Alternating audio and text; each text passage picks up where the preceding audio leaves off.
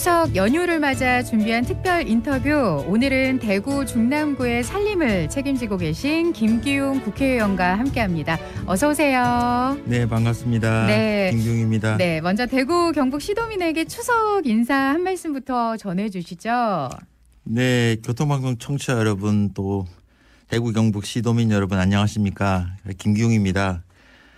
민족 대명절 추석을 맞아서 이렇게 주말엔 나들이 프로그램을 통해서 인사드리게 돼서 아주 기쁩니다. 아무쪼록 운전 조심하시고 넉넉하고 즐거운 한가위 명절 보내셨으면 합니다. 네, 명절 연휴이자 일요일임에도 이렇게 자리해 주셔서 너무 감사드립니다, 의원님. 네, 벌써 국회에 등원하신 지 넉 달 정도 돼가는 걸로 알고 있는데 지금 의정 활동 또 어떻게 하고 계신지 궁금합니다. 네, 이제 석 달 한 보름 지났습니다.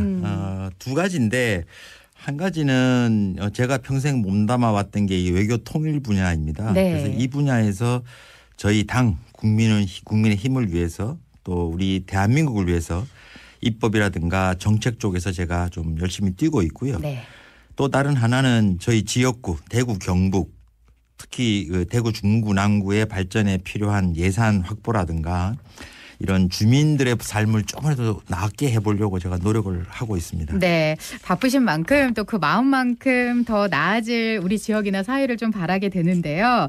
최근 그 지역구에서 추진 중인 중요한 사업이나 어떤 성과가 있다면 좀 간략히 소개 부탁드려도 될까요? 아, 네. 제가 예전에 어릴 때 자랐던 대구는 참 우리 대한민국에서 3대 도시도 들어가고 네. 특히 중구 남구는 그 중심이었는데요. 네. 요즘에 조금 좀 처진 모습이 있습니다. 그래서 제가 대구 중구 남구가 대한민국의 대표적인 교육 문화의 중심으로 다시 우뚝 설 수 있도록 네. 노력을 하고 있고 그런 면에서 보면 여러 가지가 있지만 무엇보다 이번에 그 대구 최초로 동성로 관광특구가 지정되었습니다. 네.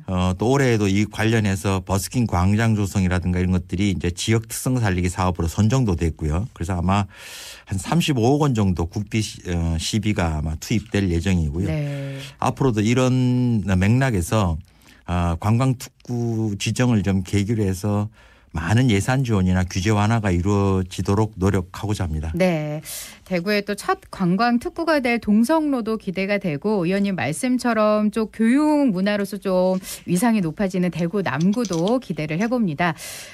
그런데 김기웅 의원님 하면은 또 남북회담 전문가라는 수식어가 있는데 이 북한과 하는 회담에 굉장히 많이 수백 번 참여하셨다고 들었어요.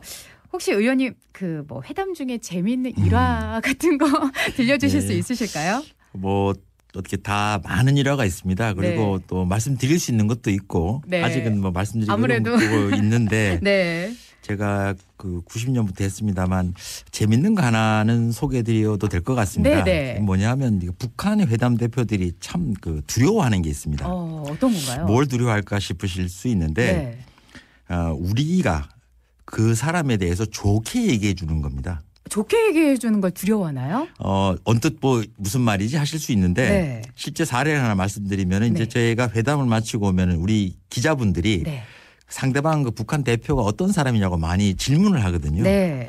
그래서 제가 이제 아주 본 그대로 사람이 아주 점잖고 아주 합리적이고 우리 사회를 잘 이해하고 있더라. 이렇게 얘기를 하면 이제 그게 다음날 기사에 났거든요. 네. 그랬더니 그 대표가 내부적으로 아주 혼돈하고 노동 교화형도 좀 처해지고 뭐 홍역을 좀 치렀다고 합니다. 그러니까 그들이 원하는 거는 네. 좋은 사람이란 말보다는 아주 지독하다.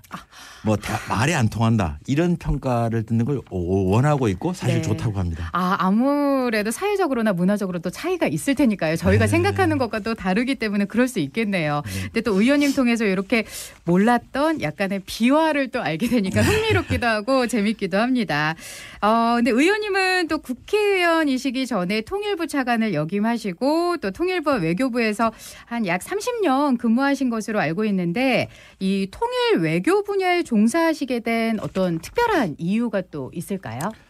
뭐 우선 저희 아버님이 그 실향민이시고요. 아. 이산가족이십니다. 네. 그래서 어려서부터 아버님이 이제 고향이라든가 북한에 있는 가족들을 그리워하시는 모습을 계속 보면서 제가 자랐습니다. 네.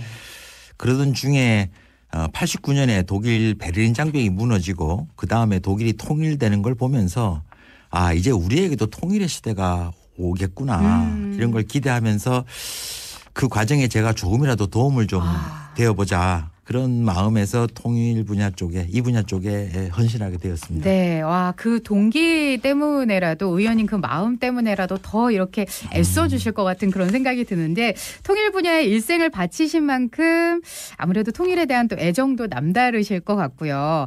의원님 이 남북 통일의 어떤 필요성에 대해서라도 나오신 김에 직접 한번 또 설명해 주시면 좋을 것 같습니다. 네, 뭐 설명하자면 뭐 아주 길 수도 있는데 네. 좀 간략히 제 생각을 말씀드리면은 네. 지금 우리가 살고 있는 삶이 아주 불편하다는 좀 생각을 해 주셨으면 좋겠습니다. 언뜻은 뭐가 불편할까 이렇게 생각할 수도 있는데요. 예를 들면은 일본 식민지 시대에 살 때 생각하기 따라서는 별로 불편함을 못 느끼실 수도 있거든요. 똑같이 지금 우리는 언제 전쟁이 날지 모른다는 불안감도 있고 또 진보 보수에서 그렇게 색깔론해서 이렇게 이념 논쟁도 많고 네. 또 우리는 어디 나갈 때 꼭 배를 타거나 비행기를 타야 되는 그러니까 반도가 아니라 섬이 되어버렸거든요.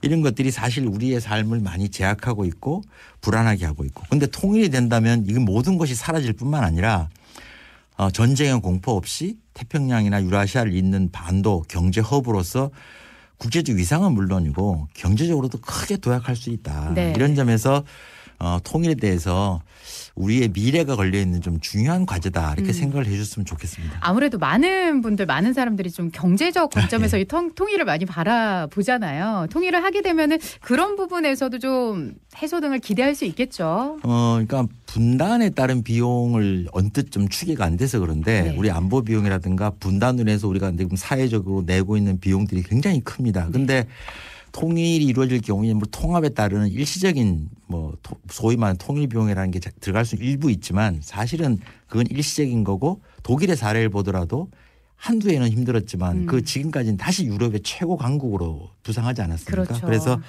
우리 후손들을 본다면 분명히 통일은 좋은 것이다 이렇게 말씀드리고 싶습니다. 네, 의원님 말씀에 아마 많은 분들이 이 통일에 대한 좀 넓은 생각을 또 다른 시각을 가져보실 것 같습니다.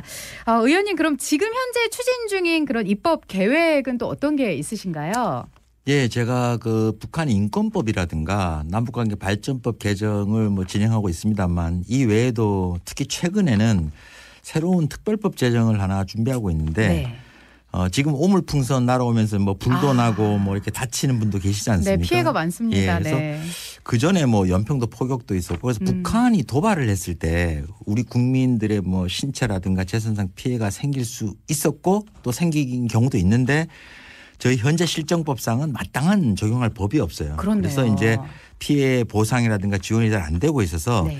제가 북한 도발로 우리 국민들의 어떤 신체상 재산상 피해가 생겼을 때 정부가 이를 우선 보상 지원해 주고 나중에 북한에게 구상권을 청구할 수 있는 어떤 그런 내용의 법을 좀 준비하고 있습니다. 생각지도 못했는데 역시나 또 의원님께서 이 국민의 입장에서 또 생각해 주셔서 이런 특별법까지 제정을 또 준비해 주고 계신다니 감사드리고요.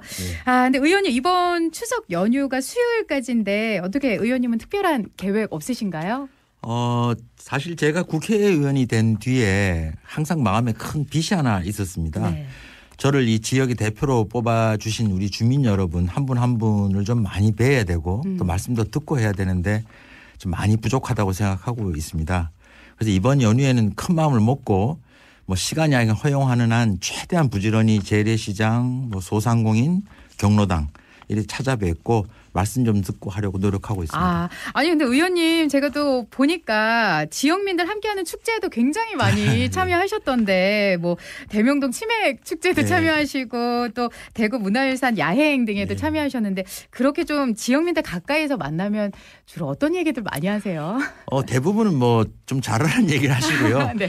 뭐 하냐 이렇게 야단치시는 분들이 많습니다. 뭐 격려도 해주시긴 하는데 제 스스로도 저 그리고 우리 국민의힘이 우리 주민들께서 기대하시는 수준에서 보면 눈높이에서 보면 많이 부족하다라고 생각하고 있고요. 그 질타를 겸허히 받아들이고 좀 더 저희가 열심히 뛰어야 되겠다 이런 마음을 가지게 됩니다. 네, 지금 말씀만 들어도 이렇게 지역민 또 국민의 입장에서 생각해 주셔서 제가 또 감사한 마음이 드는데 아니 근데 지역민들 주민들 만나는 것도 중요하지만 명절에 또 가족들과 함께하는 시간도 가지실 거 아니에요. 네. 가족분들하고 이렇게 함께 계실 때는 어떤 대화 정치 얘기 많이 하시나요? 뭐 정치 얘기 많이 안 하고요. 네. 우선 뭐 저희 아버님 어머님이 뭐 95, 87이라서 많이 연로하십니다. 네네. 연로하시다 보니까 아무래도 좀 건강도 좀 그렇고 몸도 좀 불편하시거든요. 그래서 이제 이야기를 많이 나누기보다는 네. 주로 이제 손잡고 얼굴도 좀 같이 오래 바라보고 또 아버님 같은 경우에는 제가 면도도 좀 자주 해드리고 그래서 사실은 뭐 제가 할 수 있는 게 옆에 붙어 있는 거 아니겠습니까? 그럼요. 그래서 뭐 손잡고 있으면 일단 좋아하시니까 네. 그렇게 하고요. 그리고 실제 그 어르신들께서 뭐 세상 이야기 별로 궁금해하지 않으십니다. 그래서 요새 TV 뉴스도 안 보시고 네네. 뭐 주민 여러분들도 TV 안 보신다는 분들이 좀 많으시던데 네. 그리고 이제는 고향 가시고 싶다거나 북한에 있는 가족 얘기도 이제 안 하신 지가 꽤 오래됐습니다. 네. 그래서 제가 사실은 그런 얘기를 안 하시는 걸 뵙고 또 마음이 아프기도 하고요. 제가 좀 더 열심히 해야 되겠다 이런 생각만 많이 하게 됩니다. 네. 오늘 의미 있는 시간 너무 함께 해주셔서 감사한데 조금 더 긴 얘기 나눴으면 좋겠는데 네, 시간 관계상 마지막으로 대구 경북 시도민에게 혹시 드리고 싶은 말씀이 있으시다면 어떤 게 있을까요? 예, 이제 100일 남짓 지나고 있습니다만 아까 말씀드린 것처럼 많이들 기대에 못 미친다고 생각하시고 또 언짢아 하시는 분들도 많이 뵀습니다. 실제로. 네. 그런 점에서 저 자신 그리고 우리 당이 좀 더 열심히 나라를 위해서 좀 뛰어야 되겠다라는 각오를 다시 한번 다지게 되고요. 열심히 하도록 노력하겠습니다. 네, 고맙습니다. 아니 의원님 그리고 오늘이 또 마침 생일이라고 들었습니다. 생일 너무 축하드리고요. 네, 감사합니다. 네, 감사합니다. 마지막으로 저희가 선물로 혹시나 듣고 싶은 노래 있으시다면 네, 노래를 선물로 드리겠습니다. 제 얘기 듣고 뭐 재밌으셨을 수도 있는데 네. 뭐 좀 따분하셨을 수도 있을 것 같고 그래서 제가 좀 기분을 업시켜 드려야 아마 운전하실 때 뭐 아무리 졸리지도 않을 것 같고 그래서 네. 뭐 이찬원 유명하시죠. 네. 그분의 그 18세 순위 한번 가능한지 모르겠습니다. 네, 가능합니다. 네. 그러면 이 노래 우리 의원님의 신청곡으로 잠시 후에 들려드리도록 하겠고요. 의원님 오늘 이렇게 출연해 주셔서 너무 감사드리고요. 네. 앞으로도 나라를 위해 또 우리 지역 중랑구를 위해서 좀 네, 발로 뛰어주시길 부탁드리겠습니다. 오히려 뭐 제가 이렇게 좀 좋은 기회를 주신 교통방송 측에 감사를 드리고요. 네. 주말에 나들이 프로그램 많이들 청취하시면 좋겠습니다. 너무 고맙습니다, 의원님. 예. 감사합니다. 예, 고맙습니다. 네.